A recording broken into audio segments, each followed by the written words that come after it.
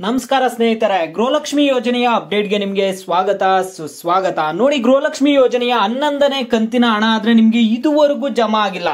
ಈ ದಿನಾಂಕದ ಒಳಗೆ ನಿಮ್ಗೆ ಹಣ ಆದ್ರೆ ಜಮಾ ಆಗ್ಬೇಕಿತ್ತು, ಆದ್ರೆ ಇನ್ನೂ ನಿಮ್ಗೆ ಗೃಹಲಕ್ಷ್ಮಿ ಯೋಜನೆಯ ಹಣನೇ ಜಮಾ ಆಗಿಲ್ಲ. ಈಗ ಗೃಹಲಕ್ಷ್ಮಿ ಯೋಜನೆಯ ಹಣ ಕೊಡೋದಕ್ಕೆ ನಿಜವಾಗ್ಲೂ ಸರ್ಕಾರದ ಬಳಿ ಹಣ ಇದೆಯಾ? ಈಗ ನಿಮ್ಗೆ 11ನೇ ಕಂತಿನ ಹಣ ಬೇಕು ಅಂದ್ರೆ ಸರ್ಕಾರದ ಬಳಿ ಹಣ ಇರಬೇಕು. ನಿಜವಾಗ್ಲೂ ಕಾಂಗ್ರೆಸ್ ಸರ್ಕಾರದ ಬಳಿ ಹಣ ಇದೆಯಾ? ಯಾಕೆ ಗೃಹಲಕ್ಷ್ಮಿ ಯೋಜನೆಯ 11ನೇ ಕಂತಿನ ಹಣ ಬರ್ತಿಲ್ಲ? ಈ ಒಂದು ಗ್ಯಾರಂಟಿ ಯೋಜನೆಗಳ ಬಗ್ಗೆ ಪ್ರತಿಭಟನೆಗಳು ನಡೀತಿದಾವೆ. ಯಾಕೆ ನಡೀತಿದಾವೆ, ಏನು ಅನ್ನುವಂತಹ ಒಂದು ಸಂಪೂರ್ಣವಾದ ಮಾಹಿತಿ ಈ ವಿಡಿಯೋದಲ್ಲಿ ತಿಳಿಸ್ಕೊಡ್ತೀನಿ. ಎಲ್ಲರೂ ವಿಡಿಯೋ ಕೊನೆವರೆಗೂ ನೋಡಕ್ ಟ್ರೈ ಮಾಡಿ. ಅದಕ್ಕೆ ಮುಂಚೆ ಯಾರು ಚಾನಲ್ ಇನ್ನೂ ಸಬ್ಸ್ಕ್ರೈಬ್ ಮಾಡ್ಕೊಂಡಿಲ್ಲ, ಚಾನಲ್ ಪಟ್ ಅಂತ ಸಬ್ಸ್ಕ್ರೈಬ್ ಮಾಡ್ಕೊಂಡು ವಿಡಿಯೋ ಒಂದು ಲೈಕ್ ಆದ್ರೆ ಕೊಡಿ. ನೀವು ಕೊಡೋ ಸಬ್ಸ್ಕ್ರೈಬ್ ಲೈಕ್ ಇಂದ ನಿಮ್ಗೆ ಇದೇ ರೀತಿ ಕಂಟಿನ್ಯೂಸ್ ಅಪ್ಡೇಟ್ಸ್ ಆದ್ರೆ ಸಿಗ್ತಿರುತ್ತೆ. ಈಗಾಗಲೇ ಯಾರು ಸಬ್ಸ್ಕ್ರೈಬ್ ಲೈಕ್ ಮಾಡಿ ವಿಡಿಯೋ ನೋಡ್ತಿದಿರೋ ಎಲ್ಲರಿಗೂ ನನ್ನ ಒಂದು ಹೃದಯ ಪೂರ್ವಕ ಧನ್ಯವಾದಗಳು.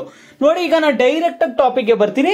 ಏನಪ್ಪಾ ಅಂದ್ರೆ, ಇಲ್ಲಿ ಗೃಹಲಕ್ಷ್ಮಿ ಯೋಜನೆಯ ಹಣ 11ನೇ ಕಂತಿನ ಹಣ ಈ ಒಳಗೆ ಬರಬೇಕಿತ್ತು, ಆದ್ರೆ ಇನ್ನೂ ಬಂದಿಲ್ಲ. 15ನೇ ತಾರೀಕು ಒಳಗೆ ಬರುತ್ತಂತ ಲಕ್ಷ್ಮಿ ಹೆಬ್ಬಾಳ್ಕರ್ ಅವರು ಕೂಡ ತಿಳಿಸಿದ್ರು. ಆದ್ರೆ ಇದೇ ತಿಂಗಳು 15ನೇ ತಾರೀಕು ಒಳಗೆ ಬರುತ್ತೆ.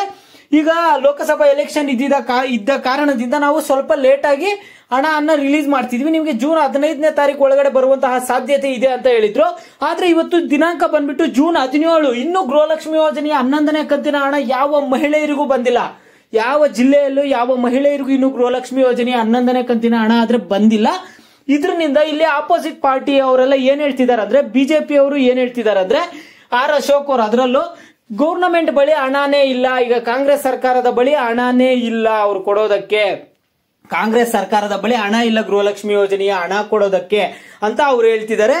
ಅದಕ್ಕೆ ಅವರೆಲ್ಲ ಬೆಲೆ ಏರಿಕೆಗಳು ಮಾಡ್ತಿದ್ದಾರೆ. ಆ ಒಂದು ಕಾರಣದಿಂದ ನಾವು ಡೀಸೆಲ್ ಪೆಟ್ರೋಲ್ ಎಲ್ಲ ಬೆಲೆ ಏರಿಕೆ ಮಾಡಿದ್ದಾರೆ ಅನ್ನುವಂಥದ್ದನ್ನ ಇಲ್ಲಿ ಆರ್ ಅಶೋಕ್ ಅವರು ಹೇಳ್ತಿದ್ದಾರೆ.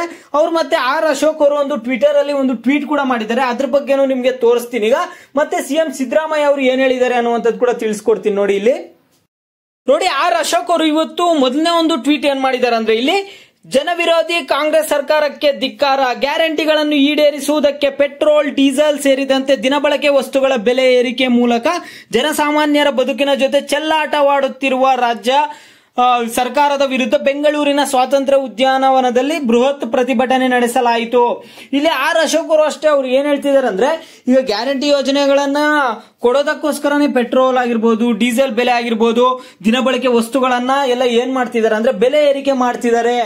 ಕಾಂಗ್ರೆಸ್ ಸರ್ಕಾರದ ಬಳಿ ಹಣ ಇಲ್ಲ ಈಗ ಕೊಡೋದಕ್ಕೆ. ಆ ಒಂದು ಕಾರಣದಿಂದನೇ ಅವರೆಲ್ಲ ಬೆಲೆ ಏರಿಕೆ ಮಾಡ್ತಿದ್ದಾರೆ ಅನ್ನುವಂಥದ್ದನ್ನ ಆರ್ ಅಶೋಕ್ ಅವರು ಹೇಳ್ತಿದ್ದಾರೆ.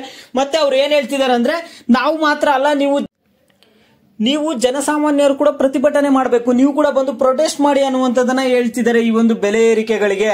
ಈಗ ಕಾಂಗ್ರೆಸ್ ಸರ್ಕಾರದಿಂದ ಏನೊಂದು ರಿಪ್ಲೈ ಬಂದಿದೆ ಅಂದ್ರೆ, ಸಿಎಂ ಸಿದ್ದರಾಮಯ್ಯ ಅವರು ಏನ್ ಹೇಳ್ತಿದ್ದಾರೆ ಅಂದ್ರೆ, ಪೆಟ್ರೋಲ್ ಡೀಸೆಲ್ ಬೆಲೆ ಏನ್ ಏರಿಕೆ ಆಗಿದೆ ಅದು ನಮ್ಮ ರಾಜ್ಯದಲ್ಲಿ ಸ್ವಲ್ಪ ಕಡಿಮೆನೇ ಇದೆ ಬೇರೆಯವ್ರಿಗೆ ಕಂಪೇರ್ ಮಾಡಿದ್ರೆ. ನಾವು ರಾಜ್ಯವನ್ನ ಅಭಿವೃದ್ಧಿ ಮಾಡೋದಕ್ಕೇನೆ ರೈಸ್ ಮಾಡಿದೀವಿ ಅಷ್ಟೇ, ನಾವೇನ್ ಬೇರೆ ನಮ್ಮ ಮನೆಗೋಸ್ಕರ ನಾವು ರೈಸ್ ಮಾಡಿಲ್ಲ. ಒಂದು ಪೆಟ್ರೋಲ್ ಡೀಸೆಲ್ ಬೆಲೆ ಏರಿಕೆ ಮಾಡ್ಬಿಟ್ಟು ಹಣವನ್ನೇನ್ ತಗೊಂಡೋಗಿ ನಮ್ಮ ಮನೆಯಲ್ಲಿ ಇಟ್ಕೊಳ್ತಿಲ್ಲ. ನಾವು ರಾಜ್ಯವನ್ನ ಅಭಿವೃದ್ಧಿ ಮಾಡೋದಕ್ಕೋಸ್ಕರನೇ ನಾವು ಏನ್ ಮಾಡಿದೀವಿ ಅಂದ್ರೆ ಇಲ್ಲಿ ಬೆಲೆ ಏರಿಕೆಗಳನ್ನ ಮಾಡಿದೀವಿ ಅನ್ನುವಂತ ಮಾತಾದ್ರೆ ಸಿಎಂ ಸಿದ್ದರಾಮಯ್ಯ ಅವರು ಹೇಳ್ತಿದ್ದಾರೆ.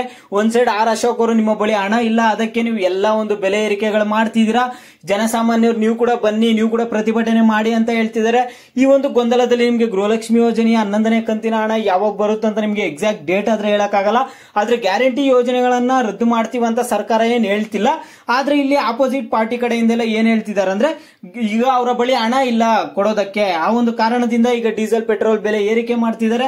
ಈಗ ಹಣ ಬಂದ ಮೇಲೆ ಜಮಾ ಮಾಡ್ತಾರೆ ಅನ್ನುವಂತಹ ಮಾತುಗಳು ಅವ್ರ ಕಡೆಯಿಂದ ಕೇಳಿ ಬರ್ತಿದೆ. ಓಕೆನಾ? ಈಗ ಇವೆಲ್ಲದರ ಗೊಂದಲಗಳ ಬಗ್ಗೆ ನಿಮ್ಮ ಒಂದು ಅಭಿಪ್ರಾಯಗಳೇನು? ಗ್ಯಾರಂಟಿ ಯೋಜನೆಗಳನ್ನ ಮುಂದುವರಿಸಬೇಕಾ, ಮುಂದುವರಿಸಬಾರ್ದು ಅನ್ನುವಂಥದ್ದನ್ನ ಪ್ರತಿಯೊಬ್ಬರು ವಿಡಿಯೋಗೆ ಲೈಕ್ ಮಾಡ್ಬಿಟ್ಟು ಕಾಮೆಂಟ್ ಮುಖಾಂತರ ತಿಳಿಸಿ. ಮತ್ತೆ ನಿಮ್ಗೆ ಏನೇ ಡೌಟ್ಸ್ ಇಲ್ಲಿ ವಿಡಿಯೋಗೆ ಲೈಕ್ ಮಾಡಿ ಕಾಮೆಂಟ್ ಮುಖಾಂತರ ತಿಳಿಸೋದ್ರಿಂದ ಯಾವ ಟಾಪಿಕ್ಸ್ ಬಗ್ಗೆ ಹೆಚ್ಚಿಗೆ ಕಾಮೆಂಟ್ಸ್ ಇರುತ್ತೋ ಅದ್ರ ಬಗ್ಗೆ ನೆಕ್ಸ್ಟ್ ವಿಡಿಯೋ ಆದ್ರೆ ಬರುತ್ತೆ.